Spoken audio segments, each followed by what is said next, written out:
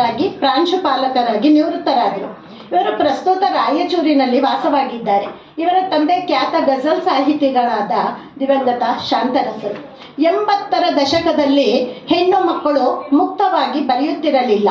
ಅಂಥ ಸಂದರ್ಭದಲ್ಲಿ ಇವರು ನಾನು ಮತ್ತು ಅವನು ದಂತಪ್ರೇಮ ಪ್ರಣಯಕ್ಕೆ ಸಂಬಂಧಿಸಿದಂತೆ ಮುಕ್ತವಾಗಿ ಅಭಿವ್ಯಕ್ತಗೊಳಿಸಿದ ಕವನ ಸಂಕಲನವನ್ನು ಹೊರತಂದರು.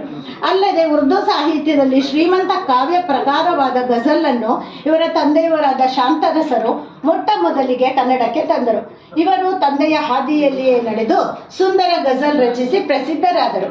ಕನ್ನಡ ಸಾಹಿತ್ಯ ಇತಿಹಾಸದಲ್ಲಿಯೇ ಮೊಟ್ಟ ಮೊದಲ ಗಜಲ್ಗಳ ಸಂಕಲನವಾದ 40 ಗಜಲ್ಗಳು ಎಂಬ ಹೆಸರಿನಲ್ಲಿ ಹೊರತಂದಿದ್ದಾರೆ. ಇದೇ ಕನ್ನಡದಲ್ಲಿ ಬಂದ ಮೊಟ್ಟ ಮೊದಲ ಶುದ್ಧ ಗಜಲ್ಗಳ ಸಂಕಲನವಾಗಿದೆ. ಕನ್ನಡ ಸಾಹಿತ್ಯದಲ್ಲಿಯೇ ಅದೊಂದು ಐತಿಹಾಸಿಕ ದಾಖಲೆಯಾಗಿದೆ. ಪೂರ್ವದಲ್ಲಿ ಕನ್ನಡದಲ್ಲಿ ಯಾರು ಶುದ್ಧ ಗಜಲ್ಗಳನ್ನು ಬರೆದಿರಲಿಲ್ಲ. ಇವರ ತಂದೆಯವರನ್ನು ಬಿಟ್ಟರೆ ಇವರೇ ಗಜಲ್ಗಳ ಬಗೆಗೆ ಅಥೆಂಟಿಕ್ ಆಗಿ ಮಾತನಾಡಬಲ್ಲವರಾಗಿದ್ದಾರೆ. ಇಂದು ಅನೇಕ ಕವಿಗಳು ಗಜಲ್ ರಚನೆಯಲ್ಲಿ ತೊಡಗಿದ್ದು ಕನ್ನಡ ಸಾಹಿತ್ಯದಲ್ಲಿ ಒಂದು ಕಾವ್ಯ ಪ್ರಾಕಾರವಾಗಿ ಮಾನ್ಯತೆ ಪಡೆದಿದೆ. ಗಜಲ್ ಬರೆಯುವವರಿಗೆ ಮಾರ್ಗದರ್ಶನ ನೀಡಬಲ್ಲ ಮೈ ಔರ್ ಮೇರೆ ಲವ್ ಹೇ ಎಂಬ ಸಮಗ್ರ ಗಜಲ್ಗಳ ಸಂಕಲನವನ್ನು ಹೊರತಂದಿದ್ದಾರೆ. ಮುಕ್ತಾಯಕ್ಕರವರ ಕವಿತೆ